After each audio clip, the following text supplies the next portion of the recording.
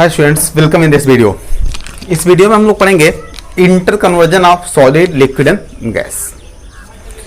देखिए, इस वीडियो को पढ़ने के बाद आपको सॉलिड लिक्विड और गैस के inter conversion means melting, boiling, freezing, condensation, sublimation, melting point, boiling point, freezing point, इन सभी पॉइंट टॉपिक्स में कोई कंफ्यूजन नहीं रहेगा। तो इसको आप लोग ध्यान से देखेंगे। First thing, solid to liquid. The process of conversion of solid to liquid on heating is called melting. Solid को हीट करते हैं तो हीट करने पे ये लिक्विड में कन्वर्ट होता है। This process is called melting और fusion. This process is called melting और fusion. And this process proceeds as at a constant temperature. जब हम सॉलिड को हीट करते हैं तो ये लिक्विड में कन्वर्ट होता है, लेकिन किसी भी टेम्परेचर पे कन्वर्ट नहीं हो सकता है। ये एक कांस्टेंट टेम्परेचर पे कन्वर्ट होता है, और जिस कांस्टेंट टेम्परेचर पे ये कन्वर्ट होता है उस कांस्टेंट टेम्परेचर को हम कहते हैं melting point. Melting point, the constant temperature at which solid convert into liquid on heating is called melting point.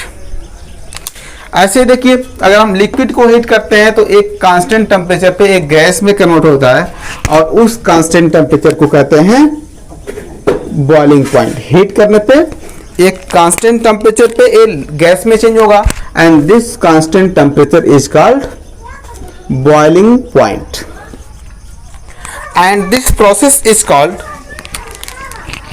Boiling और वेपोराइजेशन।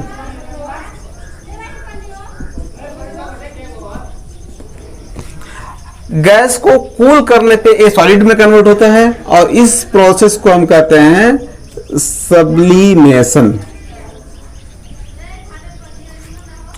देखिए, दोबारा समझिए, सॉलिड को हीट करते हैं। कोई सॉलिड ले लिया आपने, मान लो आइस, एक बीकर में ले लिया आइस।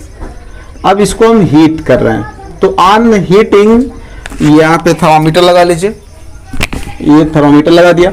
हीट करने पे इसका टेम्परेचर इंक्रीज होता रहेगा, और एक कांस्टेंट टेम्परेचर पे, एक पर्टिकुलर टेम्परेचर पे, मान लीजिए ये 0 डिग्री सेल्सियस है, इस टेम्परेचर पे ये आइस कंप्लीटली वाटर में कन्वर्ट हो जाएगा। तो एक कांस्टेंट टेम्परेचर पे आइस वाटर में कन्वर्ट हो रहा है, लेकिन अगर हम हीट करना, 0 डिग्री टेम्परेचर हो गया, पहले मान लीजिए -10 डिग्री था, हीट किए, टेम्परेचर इंक्रीज होता रहा, फिर ये 0 डिग्री हो गया। 0 डिग्री पे अगर हम हीट करना बंद कर देते हैं तो ये मेल्ट नहीं होगा। मेल्ट होने के लिए भी इसको हीट चाहिए, मतलब ऑन हीटिंग ही ये प्रोसेस होगा। जब इसका टेम्परेचर 0 डिग्री हो जाएगा, फिर हम हीट करेंगे तो टेम्परेचर नहीं बढ़ेगा, ये सॉलिड लिक्विड में कन्वर्ट हो जाएगा। तो ये जो प्रोसेस है कांस्टेंट टेम्परेचर पे सॉलिड का लिक्विड में कन्वर्ट होना ऑन हीटिंग, इसी प्रोसेस को हम कहते हैं मेल्टिंग और फ्यूजन। और ये जिस कांस्टेंट टेम्परेचर पे कन्वर्ट होता है उसी टेम्परेचर को कहते हैं melting point of the substance. जिस सॉलिड का कन्वर्जन हो रहा है उसका मेल्टिंग पॉइंट वो कांस्टेंट टेम्परेचर है जिस टेम्परेचर पे वो कंप्लीटली लिक्विड में कन्वर्ट हो रहा है। क्लियर? तो आप यहां पे दोनों टर्म को डिफाइन कर सकते हो। फर्स्ट थिंग, मेल्टिंग किसे कहते हैं, और सेकेंड थिंग, मेल्टिंग पॉइंट क्या होता है। Melting point, melting means process of conversion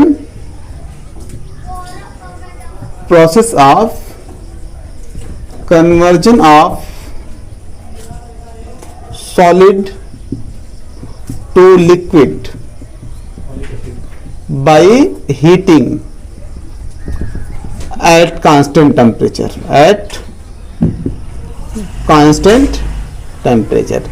constant temperature पे सॉलिड को हीट करने से जब वो लिक्विड में कन्वर्ट होता है तो इसी को कहते हैं हम melting. Second thing, melting point. Melting point means the constant temperature at which solid converts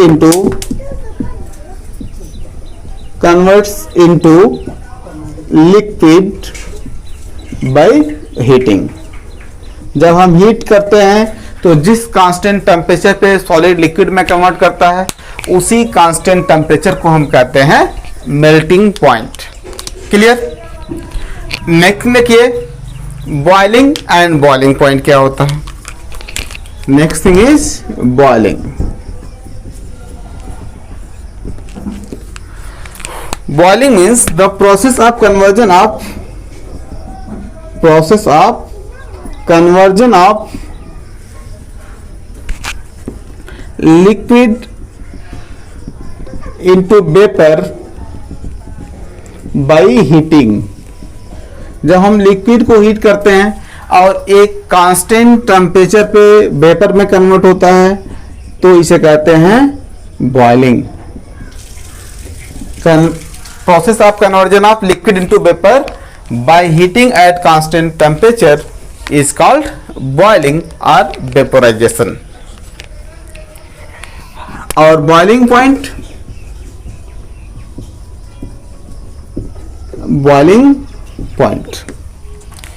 boiling point is the temperature at which liquid completely converts into gas by heating। जब हम लिक्विड को हीट करते हैं तो जिस constant temperature पे वो gas में कन्वर्ट होता है उसी कांस्टेंट टेम्परेचर को हम लिक्विड का बॉइलिंग पॉइंट कहते हैं। तो ये हो गया boiling point, boiling, melting point और मेल्टिंग। अब देखिए एक कांस्टेंट टेम्परेचर पे क्यों हो रहा है। जैसे आप देखो आइस को हम हीट कर रहे हैं, हीट करने से इसका टेम्परेचर इंक्रीज हो रहा है। सपोज करिए कि ये -10 डिग्री है, initial temperature is -10 degree Celsius. Then इसको हम हीट कर रहे हैं तो इसका टेम्परेचर इंक्रीज हो रहा है, कंटिन्यूअसली हीट कर रहे हैं तो इसका टेम्परेचर इंक्रीज होकर 0 डिग्री सेल्सियस हो जा रहा है। फिर इसको हम जब 0 डिग्री पे हीट कर रहे हैं तो इसका टेम्परेचर नहीं बढ़ रहा है, ये लिक्विड में कन्वर्ट हो रहा है। 0 डिग्री पे हीट करने पे इसका टेम्परेचर इंक्रीज नहीं हो रहा है, ये लिक्विड में कन्वर्ट हो रहा है। अगेन 0 डिग्री पे जब ये कंप्लीटली लिक्विड में कन्वर्ट हो जा रहा है तो इसको अगर हम अगेन हीट करते हैं तो टेम्परेचर इंक्रीज कर रहा है। तो 0 डिग्री पे टेम्परेचर इंक्रीज क्यों नहीं कर रहा है और जब हम 0 डिग्री पे हीट कर रहे हैं वो हीट कहाँ खर्च हो रहा है, ये दो चीज हमको समझना है। तो यहां पे एक टर्म यूज होता है latent heat. Latent heat means a hidden amount of heat which is required to convert one state to another state। किसी भी सब्सटेंस को एक फिजिकल स्टेट से दूसरे फिजिकल स्टेट में कन्वर्ट करने के लिए जिस हिडन अमाउंट ऑफ हीट की रिक्वायरमेंट होती है उसी को लेटेंट हीट कहते हैं। The hidden amount of heat required to convert the substance from one physical state to another physical state।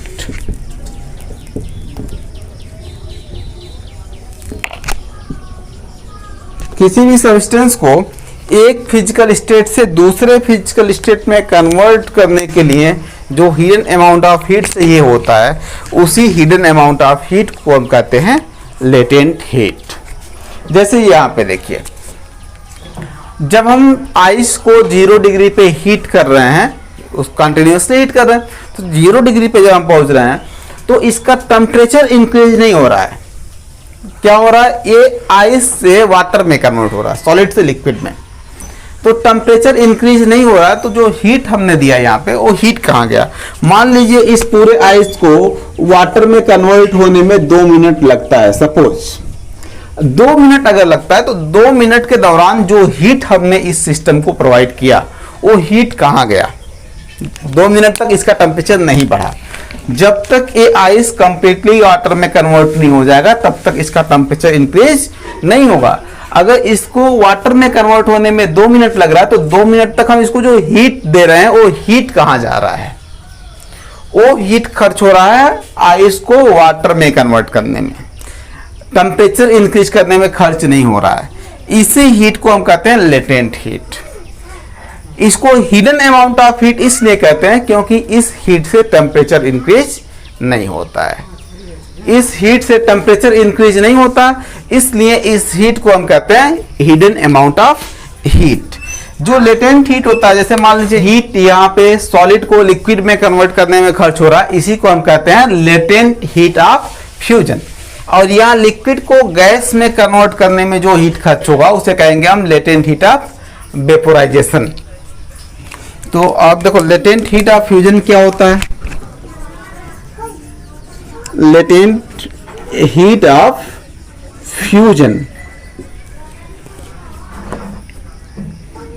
Hidden amount of heat, hidden amount of heat required to convert solid to liquid at a constant temperature, at a constant temperature। Solid को liquid में convert करने के लिए किसी भी constant temperature पे जब हम सॉलिड को लिक्विड में कन्वर्ट करते हैं तो जो हीट लगता है उसी हीट को कहते हैं लेटेंट हीट ऑफ फ्यूजन। जैसे यहाँ पे जब हम वाटर को आइस को वाटर में कन्वर्ट कर रहे हैं, सपोज करिए कि 2 मिनट लग रहा है उसको कन्वर्ट होने में, तो उस 2 मिनट के टाइम ड्यूरेशन में जो हीट लग रहा है, हीट कंज्यूम हो रहा है, उसी हीट को हम लेटेंट हीट ऑफ फ्यूजन कहते हैं। क्लियर। जैसे जब हम आइस को हीट कर रहे हैं, इसका टेम्परेचर 0 डिग्री सेल्सियस हो जा रहा है, उसके बाद भी ये सॉलिड स्टेट में आइस के फॉर्म में ही एग्जिस्ट कर रहा है। लेकिन 2 मिनट तक जब हम इसको लगातार हीट कर रहे हैं और ये लेटेंट हीट को एब्जॉर्ब कर ले रहा है, उसके बाद ये वाटर में कन्वर्ट हो जा रहा है, तब भी इसका टेम्परेचर 0 डिग्री ही है।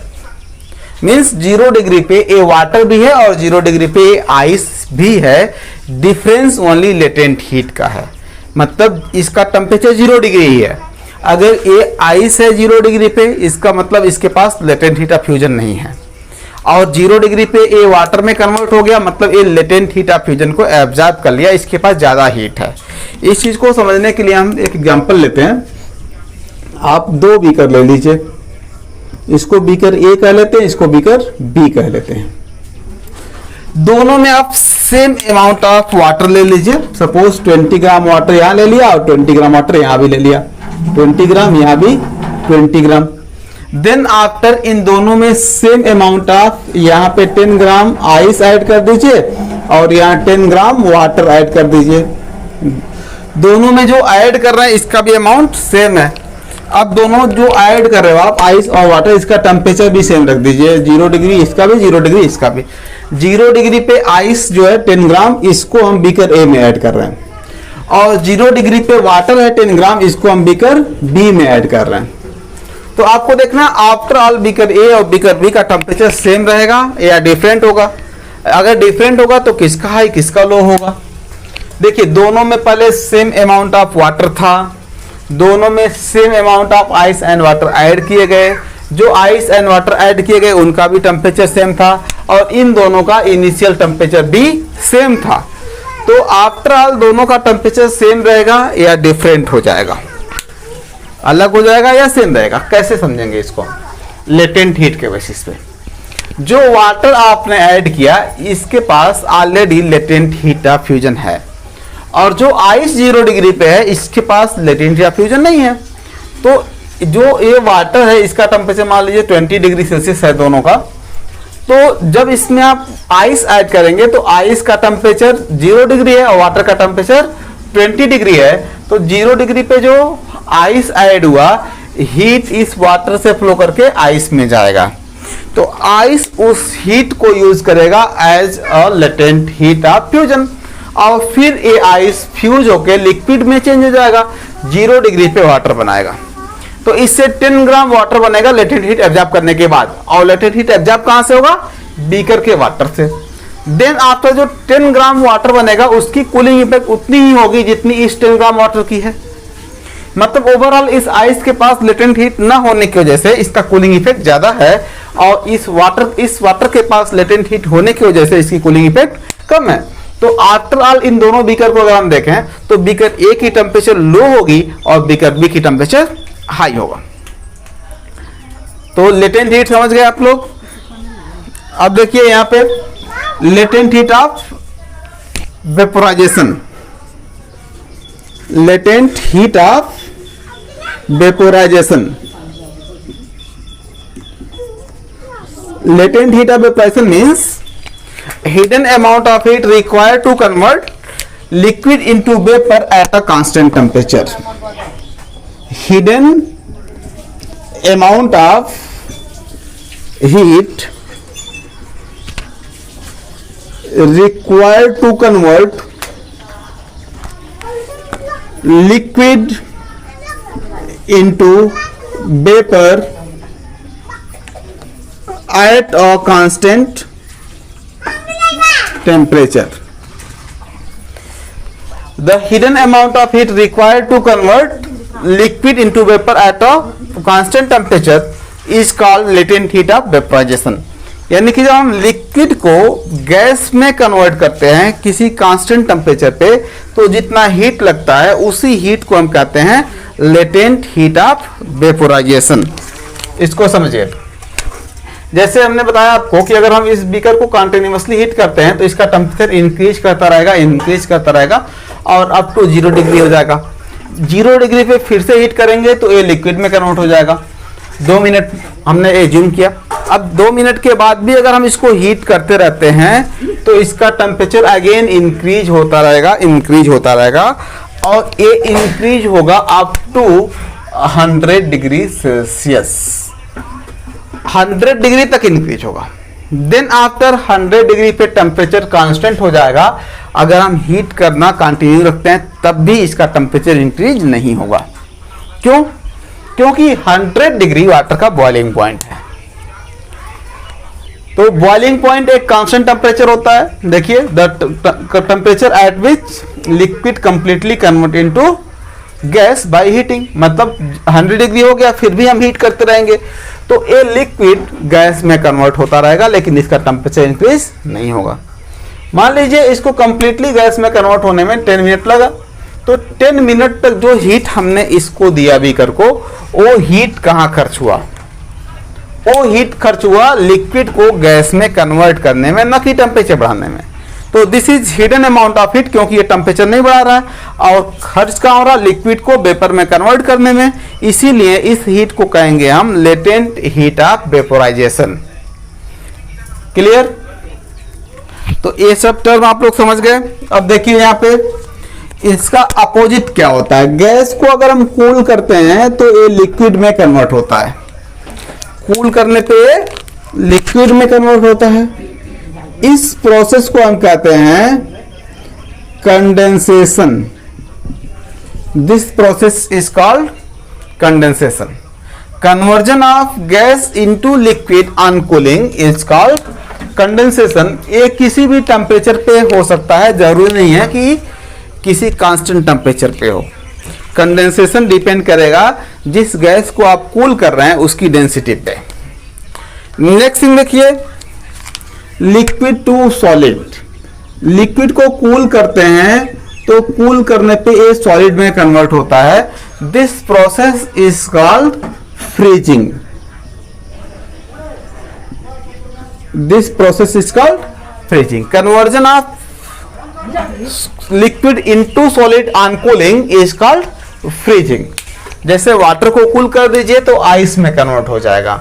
इस प्रोसेस को हम फ्रीजिंग कहते हैं और ये एक कांस्टेंट टेम्परेचर पे होता है जिस टेम्परेचर को हम फ्रीजिंग पॉइंट कहते हैं। तो पहले देखिए यहां पे कंडेंसेशन को डिफाइन करते हैं। Condensation, the process of conversion of gas into liquid by cooling is called condensation. Next is freezing. Condensation के लिए कोई कांस्टेंट टेम्परेचर नहीं होता है, इसीलिए यहाँ पे कोई टर्म कंडेंसेशन पॉइंट नहीं है। Freezing means the process of conversion of liquid into solid by cooling at a constant temperature. देखिए फ्रीजिंग एक कांस्टेंट टेम्परेचर पे होता है और जिस टेम्परेचर पे फ्रीजिंग होता है उसी टेम्परेचर को फ्रीजिंग पॉइंट कहते हैं। तो हम यहाँ पे फ्रीजिंग पॉइंट भी डिफाइन कर सकते हैं। Freezing point means the constant temperature at which liquid completely convert into solid on cooling. The constant temperature at which liquid converts into solid on cooling। जब हम लिक्विड को कूल करते हैं और एक कांस्टेंट टेम्परेचर पे लिक्विड कूल होके solid में कन्वर्ट हो जाता है, तो इसी प्रोसेस को हम कहते हैं फ्रीजिंग। और इस कांस्टेंट टेम्परेचर को जिस पे ये कन्वर्ट हो रहा है, इसी कांस्टेंट टेम्परेचर को कहते हैं हम फ्रीजिंग पॉइंट। वाटर के लिए ये टेम्परेचर 0 डिग्री है। अगर हम वाटर को कूल करें तो 0 डिग्री पे वाटर फ्रीज होके आइस में कन्वर्ट हो जाता है। 0 degree is freezing point of water. ऐसे ही कुछ ऐसे गैस होते हैं जिनको कूल करने पे वो डायरेक्टली सॉलिड में कन्वर्ट होते हैं। ऑन कूलिंग ये सॉलिड में कन्वर्ट होते हैं। और अगर ये गैस कूल करने पे सॉलिड में कन्वर्ट होते हैं तो इनसे जो सॉलिड बनेगा इनको हीट करने पे ये डायरेक्टली गैस में कन्वर्ट होगा। और इस प्रोसेस को भी हम सब्लिमेशन ही कहते हैं। Sublimation from solid to gas और gas to solid, direct conversion of solid to gas और gas to solid is called sublimation. किसी किसी बुक में आपको gas to solid desublimation लिखा हुआ मिल सकता है। ओके, तो ये डिफरेंट टर्म्स हो गए। अब देखिए इसका रीजन क्या है, क्यों आइस 0 डिग्री पे ही मेल्ट हो रहा है। जैसे आप देखिए, आपने -10 डिग्री पे आइस लिया, इसको हीट करना स्टार्ट किया, कंटिन्यूअसली हीट कर रहे हैं, टेम्परेचर बढ़ता जा रहा है। जब इसका टेम्परेचर 0 डिग्री सेल्सियस हो जा रहा है, तब हीट करने पे ये लिक्विड में कन्वर्ट हो रहा है। तो ये 0 डिग्री पे ही क्यों? हमने तो कंटिन्यूअसली हीट किया बट टेम्परेचर कांस्टेंट हुआ 0 डिग्री पे।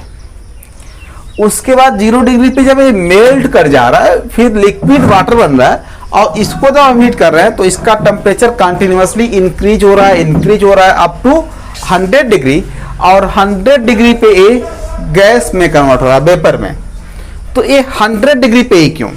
हम तो कंटिन्यूअसली हीट कर रहे हैं -10 से लेकर, लेकिन वेपर में कन्वर्ट हुआ कब? 100 डिग्री पे। तो ये एक कांस्टेंट टेम्परेचर क्यों है और इस कांस्टेंट टेम्परेचर को कैसे डिसाइड किया जा रहा है कि ये 100 डिग्री ही होगा या 0 डिग्री ही होगा? तो इस चीज को समझने के लिए आपको एक और टर्म समझना पड़ेगा, vapour pressure. Vapour pressure, pressure of vapour of liquid vapour of liquid on the surface of liquid, surface of liquid in equilibrium state.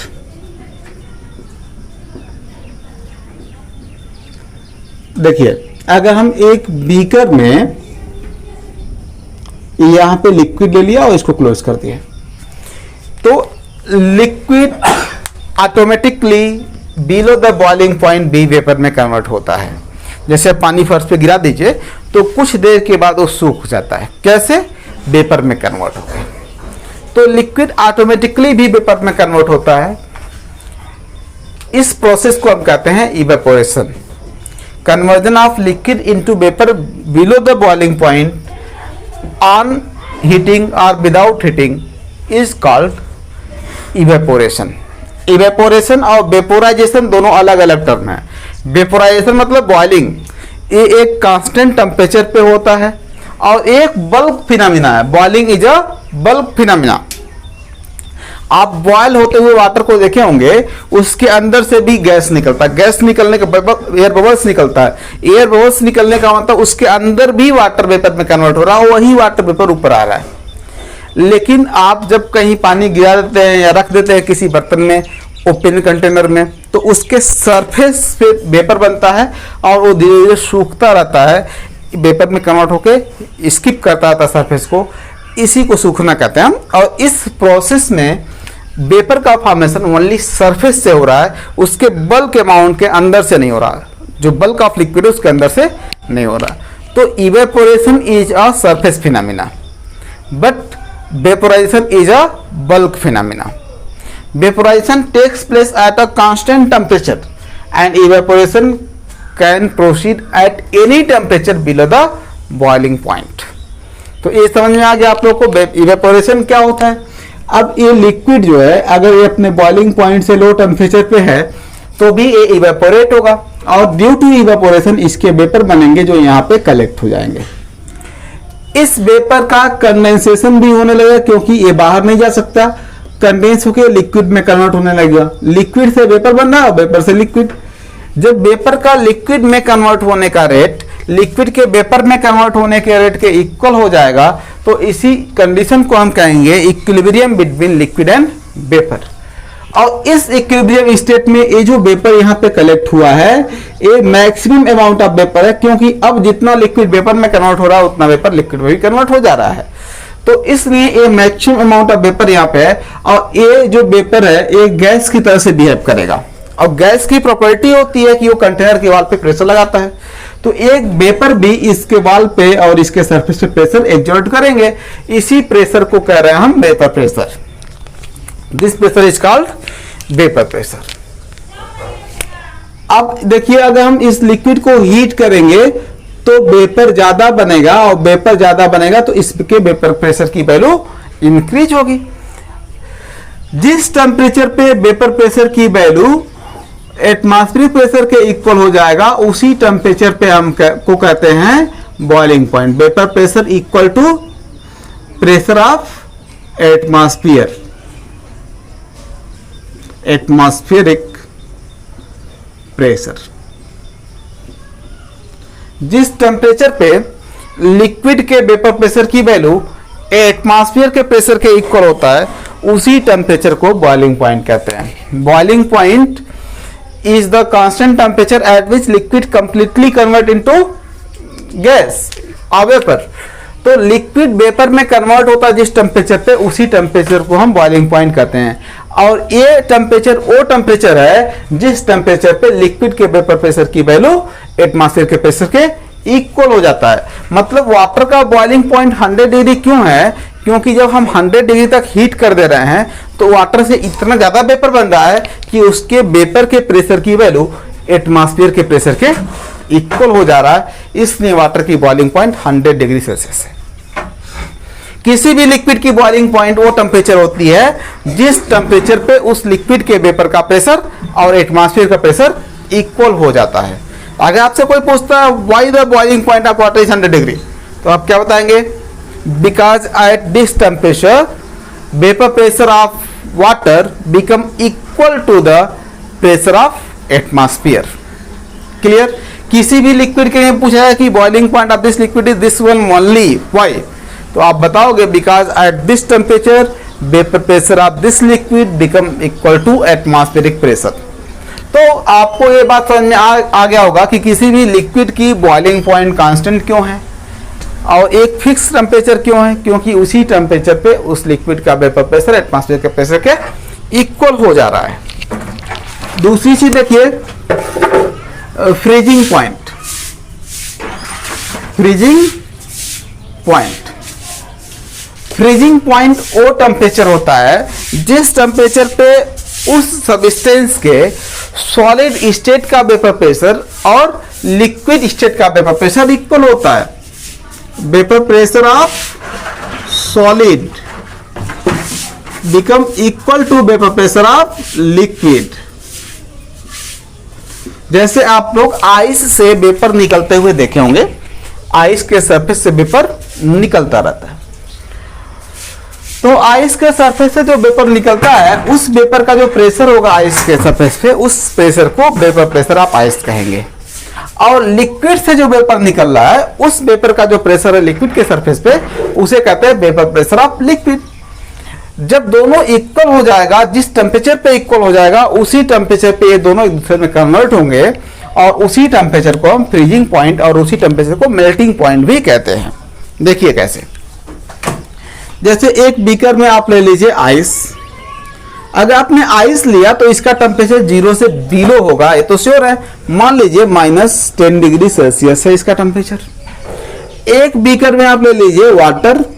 आपने वाटर लिया तो ये तो श्योर है इसका टेम्परेचर 0 डिग्री से एवं होगा।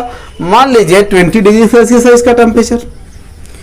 अब जिसका टेम्परेचर हाई है उसका इवेपोरेशन का रेट भी फास्ट होगा। वेपर बनने का, इसके सरफेस से जो वेपर बनता है उसका रेट फास्ट होगा, क्योंकि टेम्परेचर हाई है तो वेपर आसानी से बनेगा। यानी कि वाटर का रेट ऑफ इवेपोरेशन ज्यादा है और आइस का रेट ऑफ इवेपोरेशन कम है। वाटर से ज्यादा वेपर बन रहा है, आइस से कम वेपर बन रहा है। तो जिससे वेपर ज्यादा बनेगा उसकी वेपर प्रेशर भी हाई होगी। वाटर की वेपर प्रेशर हाई है और आइस का वेपर प्रेशर लो है। तो अगर आप आइस को हीट करिए तो इसका टेम्परेचर बढ़ेगा और टेम्परेचर बढ़ने से इवेपोरेशन का रेट बढ़ेगा और इवेपोरेशन का रेट बढ़ने से वेपर ज्यादा बनेगा तो वेपर प्रेशर भी बढ़ जाएगा। और इसका वेपर प्रेशर हाई है, इसको कूल करिए, इसका वेपर प्रेशर घटेगा। तो इसका हाई है, इसको कूल कर रहे हैं, वेपर प्रेशर घट रहा है। आइस का लो है, इसको हीट कर रहे हैं, वेपर प्रेशर बढ़ रहा है। तो बीच में एक ऐसा टेम्परेचर आएगा जिसपे दोनों का वेपर प्रेशर इक्वल हो जाएगा, दैट इज 0 डिग्री सेल्सियस। और उसी टेम्परेचर पे ये आइस मेल्ट कर जाएगा और ये वाटर फ्रीज कर जाएगा। That temperature is melting point and freezing point. Clear? किसी भी सब्सटेंस का मेल्टिंग पॉइंट या फ्रीजिंग पॉइंट का सेम वैल्यू होता है टेम्परेचर का, फ्रीजिंग पॉइंट भी और मेल्टिंग पॉइंट भी। और इस टेम्परेचर पे क्या होता है, vapour pressure of solid and vapour pressure of liquid equal हो जाते हैं। तो अगर आपसे कोई पूछता है why freezing point of water is 0 degree Celsius, तो आप बताओगे at this temperature vapour pressure of water become equal to the vapour pressure of ice. अगर आपसे कोई पूछता है why melting point of ice is 0 degree Celsius, तो आप बताएंगे because at this temperature vapour pressure of ice become equal to vapour pressure of water. तो ये समझ में आ गया आप लोग को। These are all about melting, boiling, freezing, melting point, boiling point and freezing point.